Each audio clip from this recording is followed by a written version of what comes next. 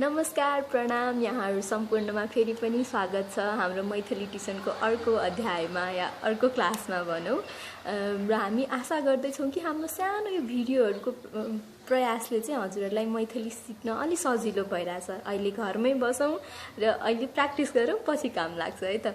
र अर्को चाहिँ आजको हाम्रो प्रस्तुति चाहिँ के छ भन्दाखेरिमा हामी कति धेरै केसमा के हुन्छ भन्दा हामी कहीँ घुम्न जानु पर्यो भने चाहिँ अब हामीलाई बाटो थाहा हुँदैन, बाटो कसरी सोध्ने त। अब त्यहाँको भाषामा बाटो सोध्न हामीलाई जहिले गाह्रो भइरहेको हुन्छ।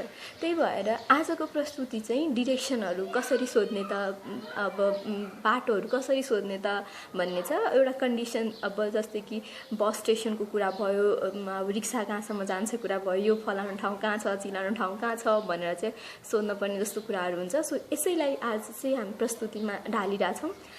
र यो प्रस्तुतिमा जान भन्दा पहिला चाहिँ साधारण नेपाली शब्दहरुको चाहिँ मैथिलीमा उल्था गर्दाखेरि या ट्रान्सलेट गर्दाखेरि के हुन्छ भन्ने बुझौं है त। सुरु गरौँ है। अब जस्तै कि नेपालीमा हामी यता भन्छौं अनि हामी मैथिलीमा यसलाई एमहर भन्छौं। यता एमहर, उता उतालाई मैथिलीमा ओमहर।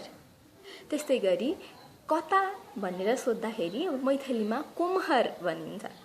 अब थाहा भयो यता एमहर, उता ओमहर, कता कुमहर। त्यस्तै गरी दायाँलाई मैथिलीमा दहिना, बायाँलाई बममा, दहिना र बममा।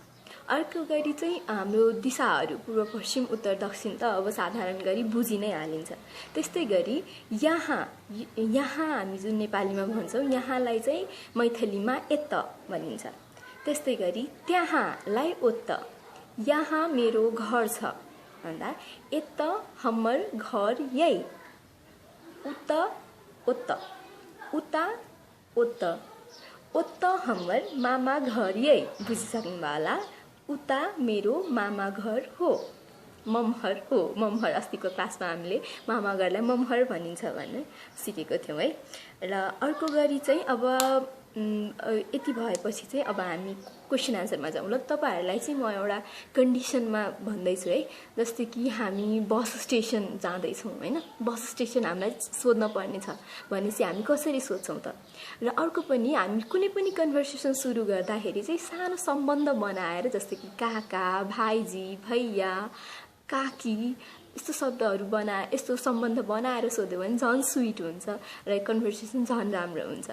ल त्यस्तै गरी चाहिँ अब मेरो क्वेशन्सहरु अब जसरी सोधिन्छ म त्यसरी प्रस्तुत गर्न गइरहेकी छु।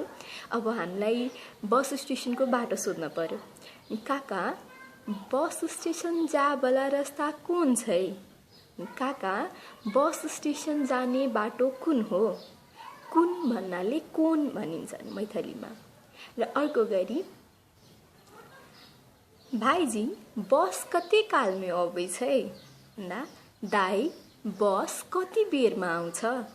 काल भनेको अब बेर जस्तै भयो मैथिलीमा, कति काल भनेपछि कति बेर अनि बुझ्यो। र अर्को चाहिँ हामी क्वेशन चाहिँ के बुझौं भन्दाखेरिमा चाहिँ अब बसमा छौं हैन, अब हामीलाई सोध्न मन लाग्यो रे यतिकै।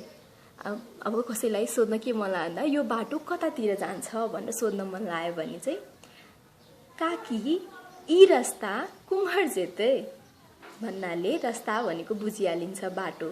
काकी यी रास्ता भनेको यो रास्ता, यो बाटो कतातिर जान्छ, कुमहर भनेको कतातिर जान्छ, बुझ्यो है। र अर्को गरी चाहिँ अब हामी बस स्टेशनबाट झर्यौं रे। अब हामीलाई चाहिँ रिक्साको बारेमा, अब रिक्सा कता पाइन्छ के छ भनेर सोध्न मन लाग्यो।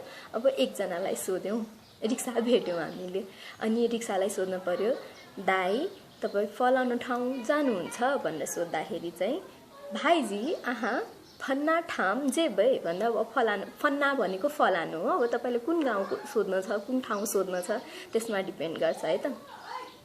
भाइजी फन्ना गाम, मेरो गाउँको नाम बनौली हो र म भन्छु भाइजी बनौली जेबै जानुहुन्छ भनेर सोधेको।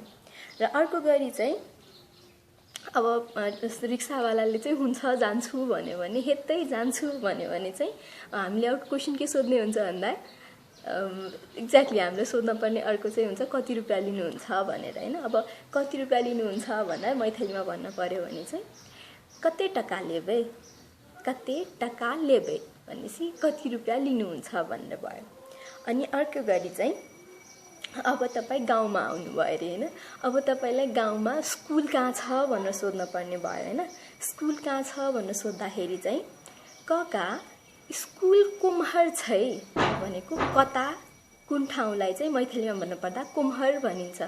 कका स्कुल कुम्हर छै। त्यस्तै गरी तपाईले अब स्कुलको बारेमा सोध्न मन लागेको होला, स्वास्थ्य चौकीको बारेमा सोध्न मन लागेको होला, या अरू पनि कुरै हस्पिटल होटल यस्तै सोध्न मन लाग्यो भने सम्बोधन काका फलानु ठाउँ कता छ भनेर सोद्धाखेरि कका अब होटल कुम्हर छै एकदम मजाले बुझिन्छ है।